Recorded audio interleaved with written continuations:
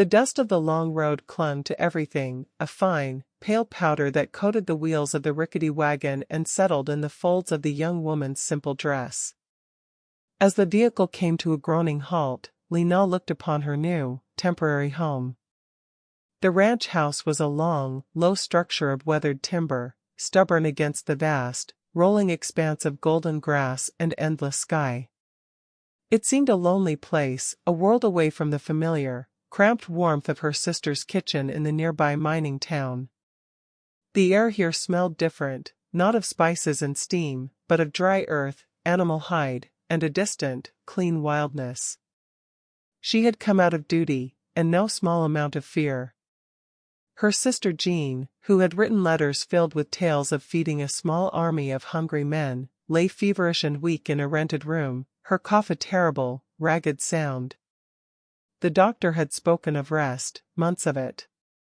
The position, Jean had whispered, gripping Lena's hand with a desperate strength, was a good one. The boss, a man named Caleb, was fair, but he would not hold a job for a sick woman. Someone had to keep the stove lit, or the opportunity, their small foothold in this hard new country, would vanish like smoke.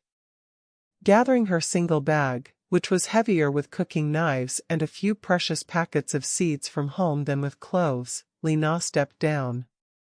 Her heart was a frantic bird in her chest as she approached the main house. Before she could knock, the door swung open, and a man filled the frame. He was not the tallest man she had ever seen, but he seemed to be carved from the same stuff as the landscape, broad-shouldered, solid, his face shadowed by a worn hat and etched with the fine lines that come from squinting into great distances.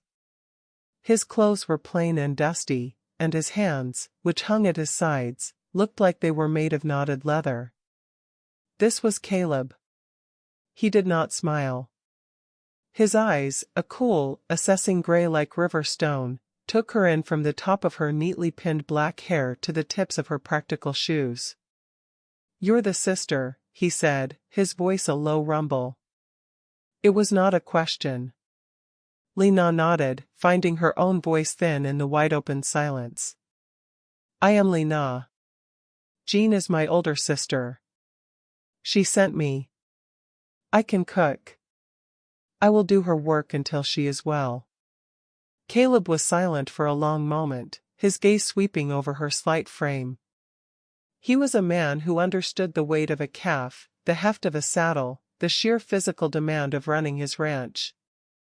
The kitchen was its own battlefield, requiring a different kind of strength to produce 3 massive meals a day for a dozen worn-out men. He doubted the slender reed of a woman possessed it. "The boys eat a lot," he said finally, the words a quiet challenge. "They like what they know. Steak. Beans. Biscuits. Can you manage that?" She met his eyes, her own dark ones holding a spark of defiant pride. "I can manage food," she stated simply, not specifying what kind. Her confidence was in her hands, in her knowledge of flavors and balance, not in promises. With a grunt that could have meant anything, he stepped aside and jerked his head for her to enter. The main room was dim, dominated by a large rough-hewn table. It led directly into the kitchen, a cavernous space with a massive iron stove, shelves of supplies, and hooks holding pots and pans. It was clean, but it was Jin's domain, and in her absence, it felt empty and intimidating. "You'll sleep in the small room there," Caleb said, pointing to a door off the kitchen. "Jin's things are inside. First meal is at sunup. The hands will be in from the north pasture by then. They'll be hungry." He left her then, without further instruction, the sound of his bootsteps fading. The weight of the task settled upon Lena's shoulders. She unpacked her few things, her fingers brushing Jin's apron hanging on a hook. She then set about exploring, opening sacks of flour and beans, barrels of salt pork, tins of coffee. The ingredients were basic, sturdy, and plain. To her, they were a blank page. As the sun began to dip, painting the sky in washes of orange and purple, the ranch came alive with the sounds of men and animals. The thunder of hooves, deep laughter, and the creak of saddle leather announced the return of the cowhands.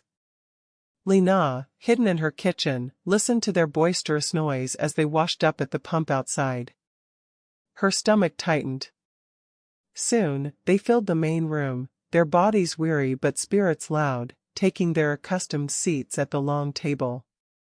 They fell silent when Caleb led her out to introduce her, their faces a circle of curiosity and blunt appraisal. "This is Lena," Caleb said, his voice cutting through the quiet. "Jin's sister. She'll be cooking until Jean is back on her feet." A man with a kind, wrinkled face, Hank, tipped his hat. "Pleasure, ma'am." Others mumbled greetings, but she saw the doubt in their eyes, the raised eyebrows.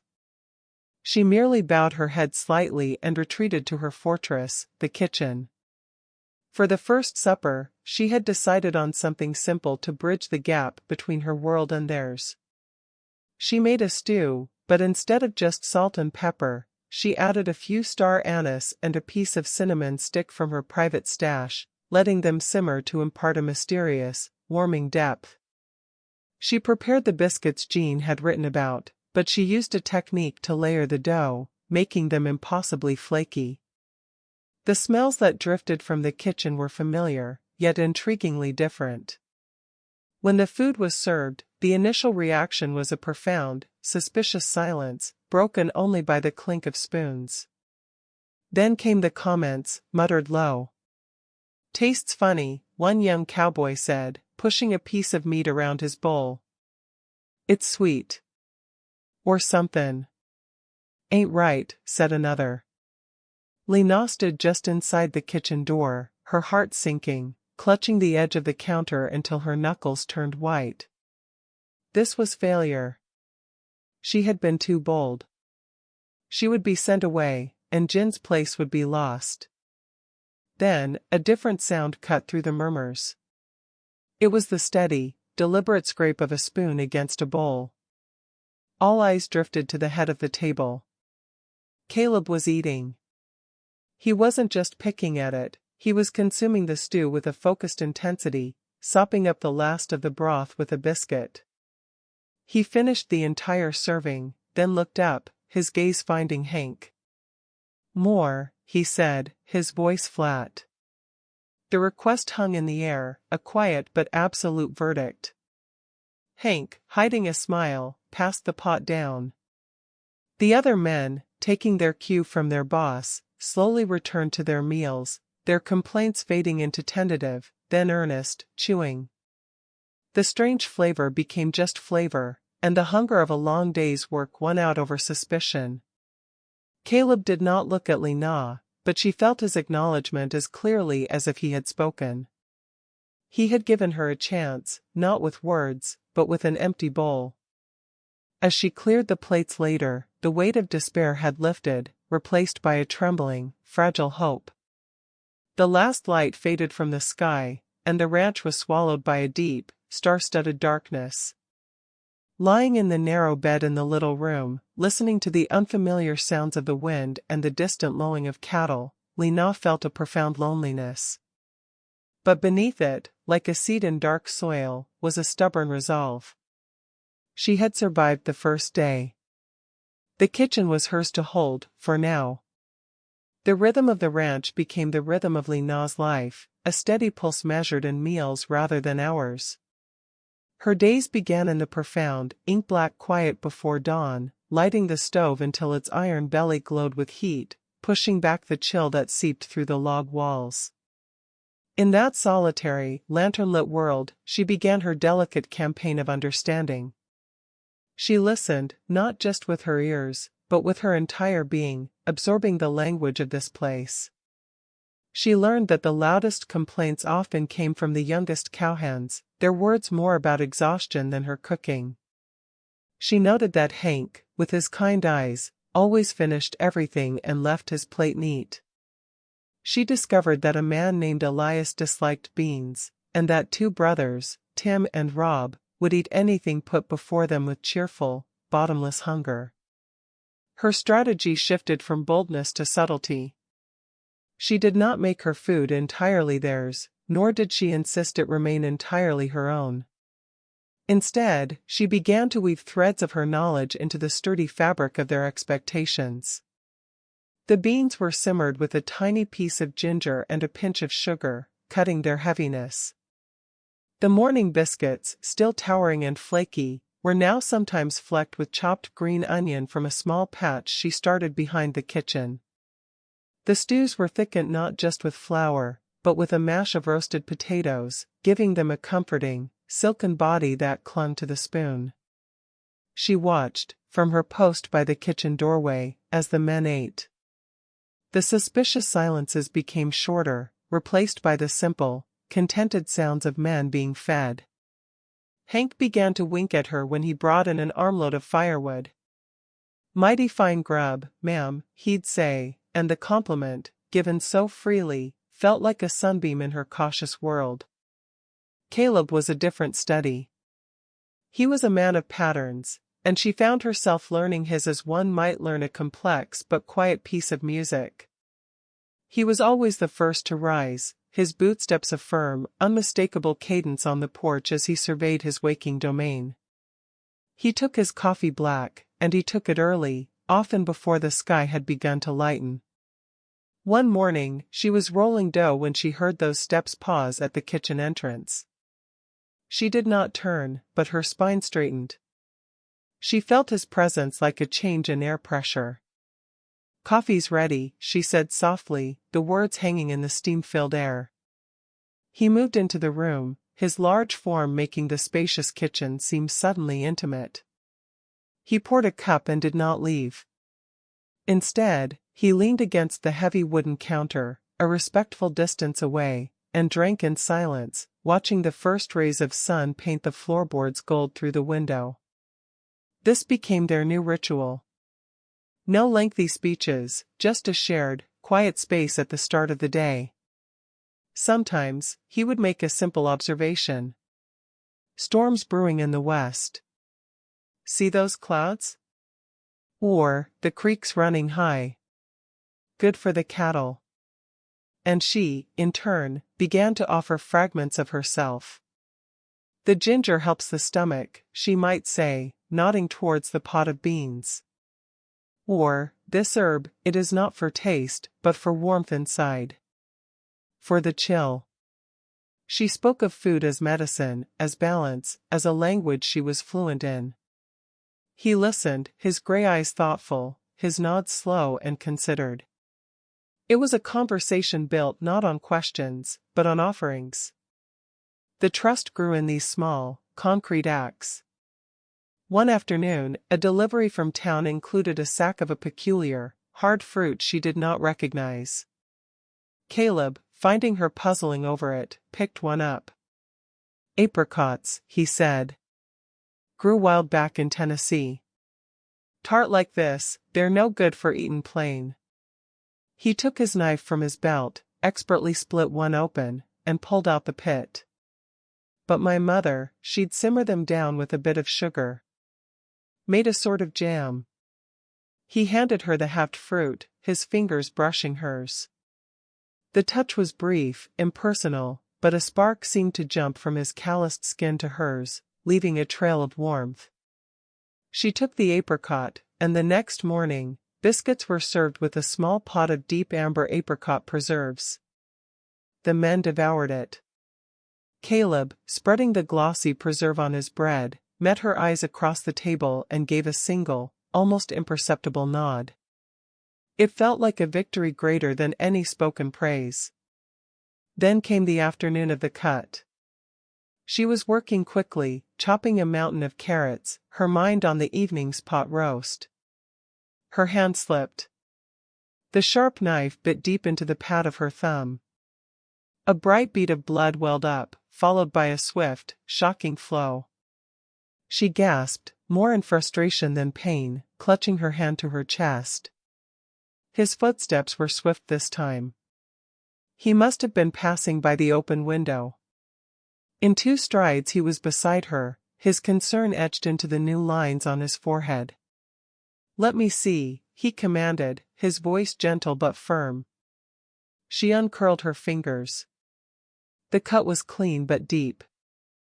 Without a word, he guided her to the pump at the sink, working the handle with one strong arm while he held her trembling hand under the cold, clear stream. The water ran pink, then clear. His touch was careful, purposeful. He dried her hand with a clean cloth from the line, his movements surprisingly deft. From his pocket, he produced a small tin of salve and a strip of clean, soft linen. As he applied the salve, his thumb smoothed a cool circle on her palm. As he wrapped the bandage, his fingers lingered, ensuring it was snug but not tight.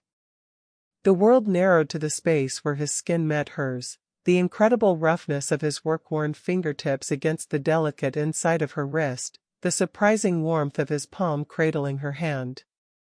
A current, thick and slow and hot, moved up her arm and flooded her entire body, settling low in her belly. She could smell the leather and sun and pure, male scent of him. Her breath caught. He finished the knot and did not immediately let go. His eyes lifted from her bandaged hand to her face. The gray in them had softened, like mist over a pond.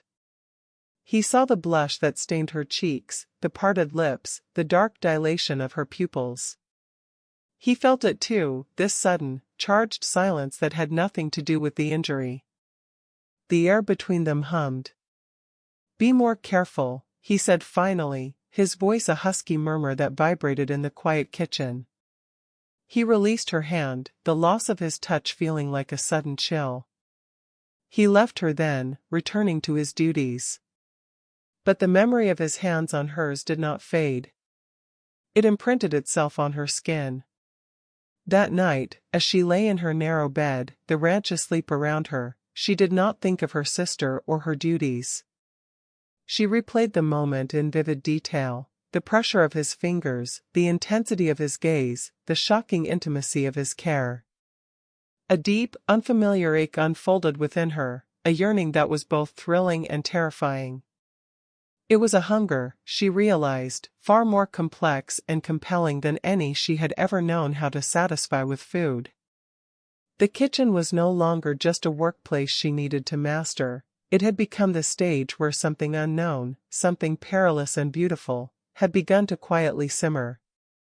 A new tension settled over the ranch, as palpable as the static that sometimes made the hairs on one's arm stand up before a lightning strike.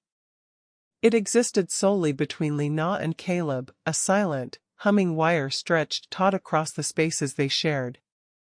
Their morning coffees were no longer just quiet companionship, they were charged with things unsaid. A glance held a moment too long over the steam of a cup, the accidental brush of a sleeve as he reached for the sugar. These small moments became monumental, sending waves of awareness through them both. In the dining room, his eyes would find her as she served, and the simple act of him accepting a plate from her hands felt laden with meaning.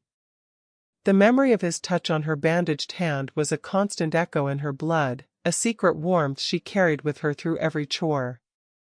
The weather mirrored this building pressure. The skies, once a clear and endless blue, grew heavy and bruised, a ceiling of restless, dark clouds that rolled in from the distant mountains. The wind, once a gentle companion, became a persistent, moaning force, whipping the grass flat and rattling the shutters. The cowhands worked with a renewed urgency, driving the herds to lower, more sheltered pastures, their voices carrying away on the gale. A profound stillness, the kind that comes before a breaking point, settled over the main house. Caleb appeared in the kitchen doorway as the first fat drops of rain began to spatter the dust in the yard. His expression was grave, all business. "It's going to be a bad one," he said, his voice raised slightly over the growing hell outside. "We need to secure everything. I'll check the shutters on this side." He was not asking, he was including her in the defense of the homestead. Together, they moved through the rooms, checking latches, pushing furniture away from windows that shuddered in their frames. The world outside dissolved into a gray, roaring fury. Rain fell not in drops but in sheets, lashing the walls with a sound like thrown gravel. It was during this frantic work that a shutter on the kitchen's west window tore loose from a rusted hinge, swinging inward with a violent crack before being sucked back out by the wind. Cold rain and debris sprayed into the room. Without a word, Caleb lunged for it, fighting the gale to pull the heavy wooden slab closed. Lena rushed to help, adding her weight to his. They were both instantly soaked to the skin, the icy water plastering her dress to her body, dripping from his hat brim. With a final, shared heave, he shoved the bolt home, sealing the tumult outside. They stood there for a moment in the sudden, relative quiet of the kitchen, panting, water pooling at their feet. The only sounds were the furious drumming of rain on the roof and the crackle of the fire in the big stove. A violent shiver racked Lena's body, her teeth chattering. Caleb saw this, his eyes dark with concern. "You'll catch your death," he muttered, more to himself than to her. In one fluid motion, he stripped off his own heavy, sodden denim jacket and then the flannel shirt beneath, leaving him in a thin, damp undershirt that clung to the powerful planes of his chest and shoulders. He held the flannel shirt out to her. "This is dry, at least. Get out of that wet dress." The command was born of practicality, but the air in the kitchen thickened. Turning her back to him, her fingers numb and clumsy, Lena struggled with the buttons of her dress. The wet fabric resisted, but finally, she peeled the chilled garment from her skin, letting it fall with a heavy wet sound to the floor. The fire's heat immediately caressed her back, her arms, her legs, clad only in her simple, modest chemise and drawers, both nearly transparent from the damp. She pulled his flannel shirt on. It was enormous on her, swallowing her frame, the sleeves falling past her fingertips. It carried his scent, warm leather, hard work, and the essential, clean smell of him. Wrapped in it, she felt an extraordinary sense of both vulnerability and safety. She turned to find him staring at her. The firelight played over her form, outlining her curves through the thin fabric of her underthings, glowing through the worn cotton of his shirt. Her dark hair had come loose in wet tendrils around her face. He looked at her as if seeing her for the first time, not as the cook, not as Jin's sister, but as a woman. The careful distance, the silent understanding, the weeks of simmering tension, it all reached its breaking point. There was no decision, only inevitability. He crossed the space between them in 2 strides. One hand came up to cradle her jaw, his thumb stroking her rain-cooled cheek. His eyes searched hers, asking a silent question. In answer, she rose onto her toes and closed the final distance, her lips meeting his. The kiss was not gentle. It was a release, a claiming, a confession. It held all the pent-up hunger of their silent weeks. His mouth was demanding, and she answered with a fervor that surprised her, her hands coming up to tangle in the damp fabric of his undershirt, feeling the solid, living muscle of his chest beneath. He tasted of coffee and the storm. A low sound, part growl, part sigh, rumbled from his chest as his arms wrapped around her, pulling her flush against the hard, unyielding length of his body. The contrast between his strength and her softness was breathtaking. He walked her backwards until her shoulders met the warm stones of the fireplace mantel, breaking the kiss only to trail his lips down the column of her throat, his breath hot on her damp skin. His hands, those capable, calloused hands, slid from her waist to her hips, learning her shape through the fabric of his shirt. Every touch was a discovery, a silent word in a new language they were creating together. He peeled the heavy flannel shirt from her shoulders, letting it join her dress on the floor. The firelight danced over her skin as he looked his fill, his gaze worshipful and hot. He lowered them both to the thick, woven rug before the hearth, the world outside forgotten in the sanctuary of their shared warmth. What followed was a slow, deliberate exploration. His touch was both sure and reverent, as if he were handling something precious and long desired. He learned the sensitive hollow at the base of her throat, the curve of her breast, the dip of her waist, the swell of her hip.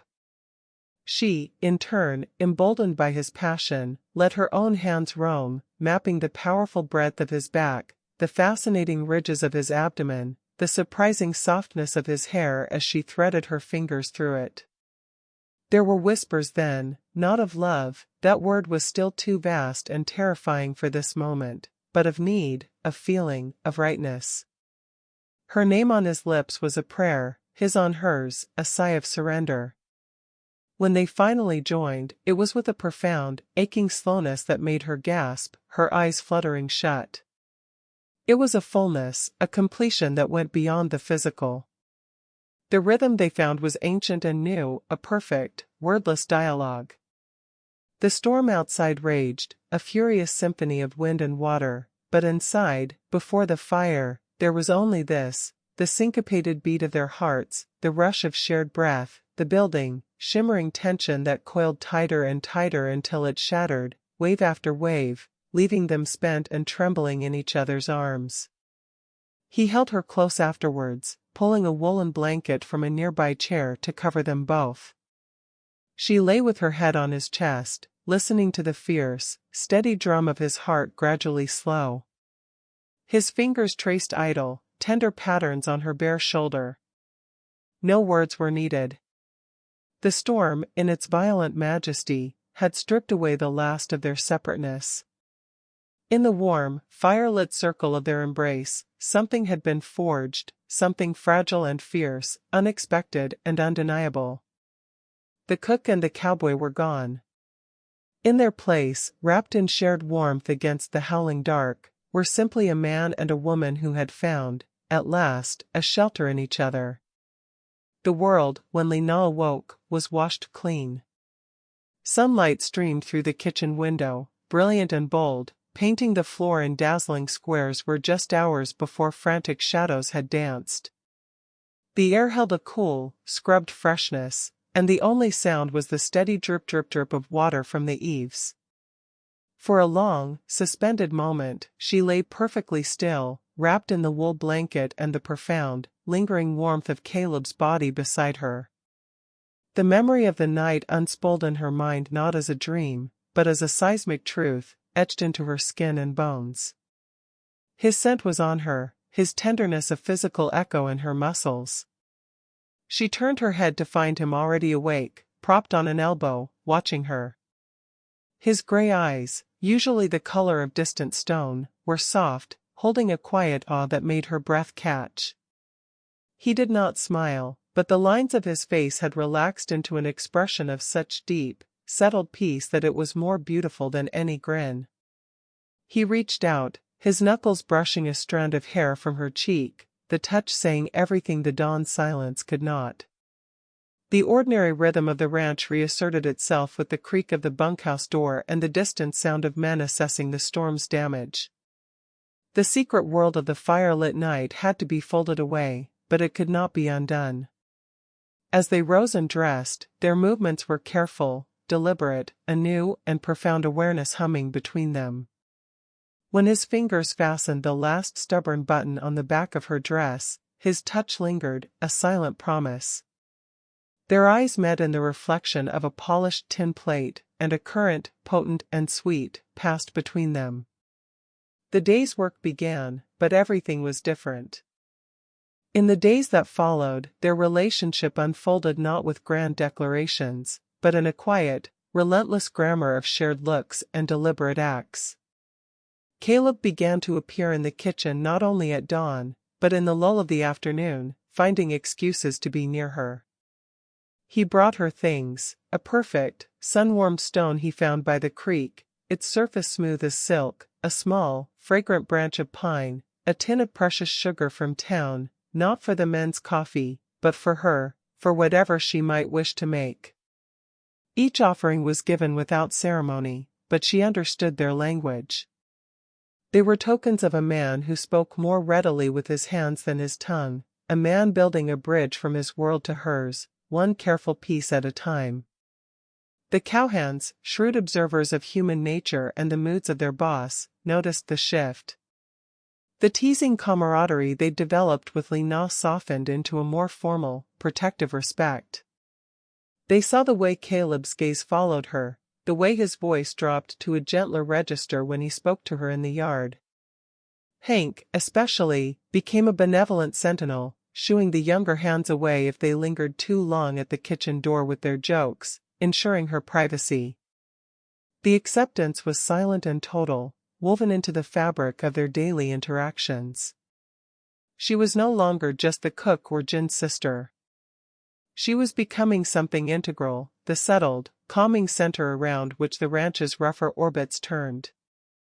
When Jean returned, pale but steady on her feet, the change was immediately apparent to her sister's keen eyes. She saw the way Lena moved through the kitchen with a new, unshakable confidence, the way Caleb's name was spoken not with nervous respect, but with a quiet, personal warmth. One evening, as they prepared a meal side by side, Jean paused, her hand on Lena's arm. "You are happy here," she stated, her voice filled not with jealousy, but with gentle realization. Lena simply nodded, a blush warming her cheeks. Jean smiled, a knowing, tender curve of her lips. "The city," Jean said, wiping her hands on her apron. "A friend writes there is work, a place for someone who can run a boarding house kitchen. It is a bigger life. I think it is the life for me." She looked around the rustic kitchen, then back at her sister. This is your life. I see it on you. I give you my blessing." The final thread of Lena's old obligation was cut, not with sorrow, but with love and understanding. Her place was not a temporary shelter anymore, it was a destination. The proposal came not in a parlor, but under the colossal, star-strewn sky of the high pasture. He had asked her to ride with him, and on a blanket spread near a solitary, gnarled oak, they shared a simple supper as the sunset blazed and faded. When the first stars pierced the velvet dark, he took her hand. His words were plain, stripped bare of all ornament, and therefore more powerful than any poetry. "Lena," he began, his voice steady but low with emotion. "This land, it was just dirt and grass and work before you. You seasoned it. You made it a home. I am a simple man. I have no fine things to give you. But I can give you this life. My life. Every sunrise, every herd, every storm. Stay with me. Be my wife." He did not present a ring, but opened his other hand to reveal a small, smooth river stone, dark and shot through with a single, gleaming vein of quartz, like a captured star. It was a piece of the land itself, a promise as solid and enduring as the earth beneath them. Her answer was a tearful, joyous whisper that was swallowed by the vast, approving silence of the night.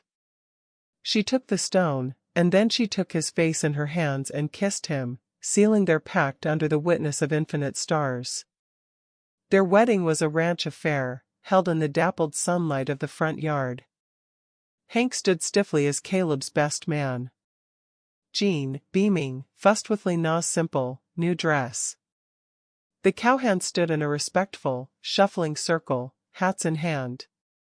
They spoke their vows not before a preacher, but to each other, with the wind and the grass as their hymn and the circling hawks as their choir. He placed the river stone in her palm and closed her fingers around it. She gave him a sprig of rosemary from her garden, for remembrance. When he kissed her, the men cheered, their voices rough and happy on the open air. That evening, as the celebration wound down and the lanterns were lit, Lena stood on the porch, looking out over the land that was now, irrevocably, hers. Caleb came to stand behind her, his arms encircling her waist, his chin resting on her head. The loneliness that had been her first companion here was a distant memory. In its place was a sense of belonging so deep it felt like a root system spreading into the soil. Her love for him, and his for her, had been as unexpected as a spring in the desert, a hidden, life-giving source that had changed the landscape of both their lives forever. They had found, in each other, an unexpected and perfect home. If you were moved by the journey of Lena and Caleb, and wished to lose yourself in more tales of passion forged in unexpected places, of hearts finding their match across divides of culture and duty, then you are welcome here. Subscribe to this channel. New stories await, each a world to explore, each a new flame kindled in the quiet corners of history. Your next adventure in love and longing is just a subscription away.